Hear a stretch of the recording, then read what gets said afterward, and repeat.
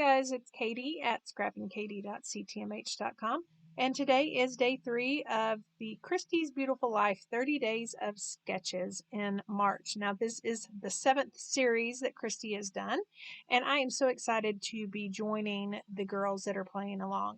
So here's a look at the sketch. I'm loving the square photo and then the strips and then definitely that circle up at the top left and then some sort of mixed media. Here is a photo of our middle son. I am going to scrapbook that with these pattern papers that are predominantly meant for babies, but I just love how they match his shirt perfectly. So I'm going to play with those. The first thing I'm going to do is cut off the zip strips or the branding strips from these papers. And then I am going to be playing with this red and white polka dot. Now I just have some gesso and a foam brush, and I am just going to smear that all over the center. That polka dot, even though it is one of my favorites from close to my heart, is just a little too bold for what I want. Now this gesso is old, so it's going to take me a while to kind of get it spread out. I end up kind of going all different directions, trying to get it the way I want it and as thinned out as I want it. And then I'm just going to hit it with one of my heat tools just to make sure it's good and dry, because I am the least patient person when it comes to mixed media, and so I just didn't want to wait for it. So I definitely want some roughness to this layout because our middle son is definitely a boy, and I just thought that it would be so fitting. So I'm just edge distressing that paper. Now I did end up wanting to back it on another piece of paper, so I just cut off 1/4 of an inch from 2 of the sides, and then I'm going to edge distress those sides and then attach it to this espresso pattern paper. So anytime I'm not going to see the middle of a paper, I always cut the center out, and that way I can save it for a later date.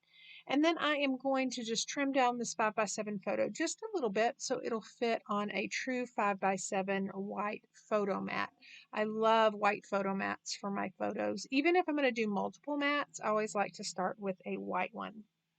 So we've got that done, and then I'm going to start attaching that red paper to the brown paper. And I ended up doing that off camera because I had to kind of get it straight, and then our oldest son ended up calling. So kind of had to do that off camera because the camera stops, and I keep forgetting that it stops when you get a phone call.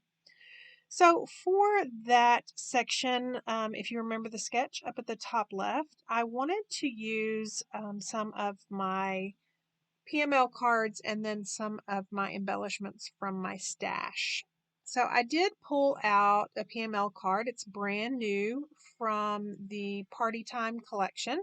And then I've pulled out these old chipboard shapes, and I'm loving the one that says one of a kind. And then I'm just going to go through a couple of more packages, the stickers and the chipboard pieces, just to see if there's anything else that I can use. So this last one I'm going to go through, I do end up finding another title that I think that I might use. So I'm going to pull it out, and then I can start gluing everything down. So I'm loving that PML card. The other side, I originally was going to use the one that said boy, but I'm loving that it had notebook paper on the other side. So I'm going to end up using that. And then I am trying to put that one of a kind where that little circle piece was on the layout, but I end up changing it, so you want to stick around and see how that turns out. So off camera, I did go ahead and cut my strips. Now, unlike the sketch, I decided to do very wide strips just because I didn't have a whole lot of pattern paper that really went with his shirt and everything, so I only wanted a couple of patterns. So I have edge distressed all of these just with coordinating ink, and then I'm going to dovetail most of them off camera, and then we can start placing them.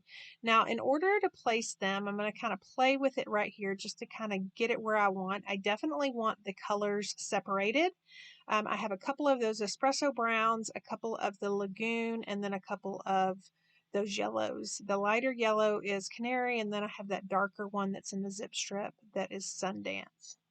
So I'm going to play with those, and then I'm going to pull out my Versamat. Now, if you are a follower of mine, you know I love my Versamat and my T-ruler to line things up. So that's going to make it really easy to start adhering these little pennants or these little strips of pattern paper down. So here comes my Versamat, and then I am going to start on the right side and start adhering down that espresso with all of those words. Now, I was careful to cut the words that I wanted. I loved that it said grow and adore. And then also when I was cutting the pennant shape, I was really careful if the pattern paper had a pattern to make sure that I knew which one was going to go at the top and which one was going to go at the bottom, like you see right there at the hearts, and then of course that word paper. So I'm going to glue this little journaling piece, which is the back side, to that PML card, and then I'm going to attach the photo with some foam sheets right almost smack dab in the center. And then I'm going to pull out that one of a kind and then those hearts. Now, what I did not take into consideration was that far right pennant, that word paper. I cut it in half, not realizing that the photo wasn't going to hide it. So easy fix, I'm just going to adhere that chipboard one of a kind to some more pattern paper, and it's that polka dot pattern that's at the far left. And I figured those patterns were far enough apart that it also brings the yellow to the right of the layout, but they're not just right on top of each other. So I'm just going to fussy cut around, pretty much keeping straight lines except around the O and the D. And then I end up just kind of curving the corners just a little bit so they're just not so harsh. Now I am also going to pop that up with some foam tape as well.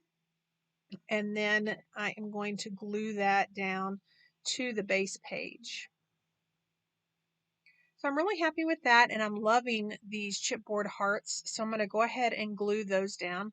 Now, some of the chipboard hearts have little tabs on them. I just cut those off with my scissors, and then, or you could use some files. So I want to kind of bring another, if you notice, I have 3 yellows, 3 browns, but I didn't have 3 of the lagoon. So I took another zip strip, adhered it down to the right, and then I am going to work on that part of the sketch that's up at the top left of the photo.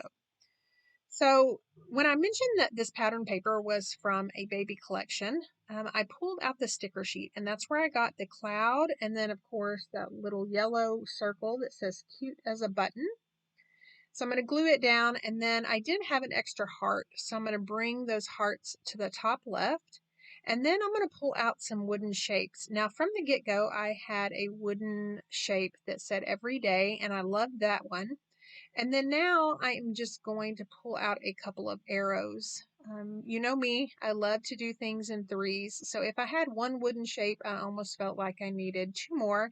And those little tiny arrows are perfect. It's also perfect to bring that wood element to the top left as well, so it's not just in the bottom right of the layout. So these wood shapes pretty much are the only thing that's left to do. I'm going to get those glued down and then just take a look at the layout once more to see if anything else needs to be added.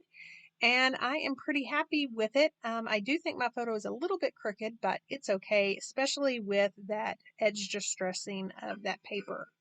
Now, don't forget, this is part of a YouTube hop, so to speak, and so I'll leave all the links to the ladies who are playing along with Christy's Beautiful Life 30 Days of Sketches in March, so you can go check those out. And as always, thank you so much for stopping by and watching.